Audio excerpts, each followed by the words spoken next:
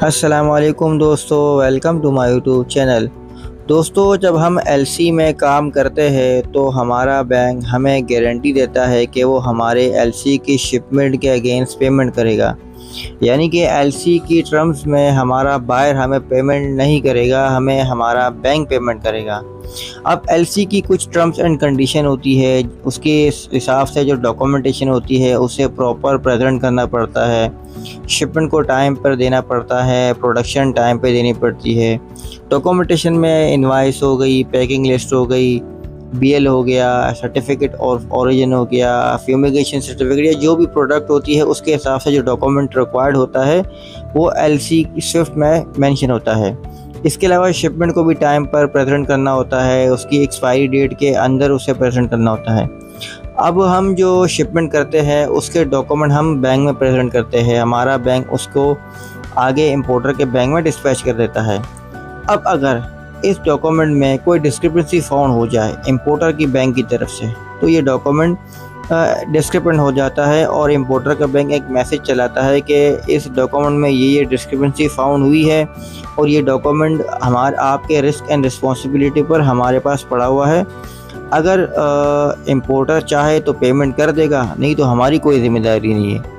तो यहाँ पर जो बैंक की गारंटी होती है वो ख़त्म हो जाती है, क्योंकि बैंक ने जब एलसी स्विफ्ट आपको दिया था तो उसमें जो टर्म्स एंड कंडीशन थी उसके हिसाब से प्रेजेंटेशन करनी थी, लेकिन उसमें हम फेल हो गए तो उसमें एलसी में डिस्क्रिपेंसी मार्क हो गई। अब बैंक ने ये लिख के दे दिया कि अब जो उसकी पेमेंट की गारंटी है वो ख़त्म हो गई है और ये डॉक्यूमेंट जो है वो एक्सपोर्टर के रिस्क एंड रिस्पॉन्सिबिलिटी पर बैंक में मौजूद है।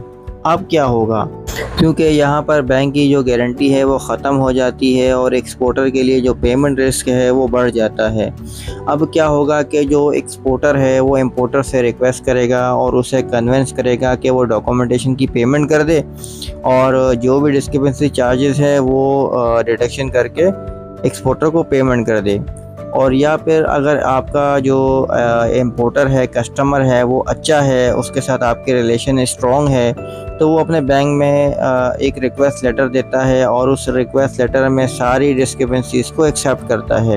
और जब वो सारी डिस्क्रिपेंसी एक्सेप्ट करता है उसमें कोई ऐसी डिस्क्रिपेंसी ना हो जो कंपलसरी हो, जैसे कि अगर कोई डॉक्यूमेंट मिस हो गया है, जैसे bill of lading, invoice, packing list. इसके अलावा जो सारी डिस्क्रिपेंसीज होती है वो बैंक एक्सेप्ट कर लेता है और डॉक्यूमेंट को क्लीन मार्क करके उसकी जो पेमेंट है वो प्रोसेस में डाल देता है और जो भी टाइम पीरियड होता है उसके हिसाब से वो बैंक इस एलसी की पेमेंट कर देता है। तो दोस्तों, इस वीडियो में हमने जाना है कि ये पॉसिबल है कि डॉक्यूमेंट प्रेजेंट होने के बाद अगर एलसी के डॉक्यूमेंट में कोई डिस्क्रिपेंसी मार्क हो जाए तो उसे क्लीन किया जा सकता है और उसकी पेमेंट की जो रिस्क फैक्टर है उसे कम किया जा सकता है।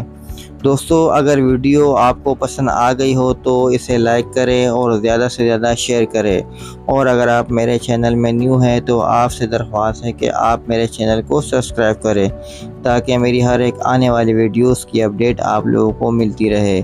बहुत बहुत शुक्रिया। अल्लाह हाफ़िज़।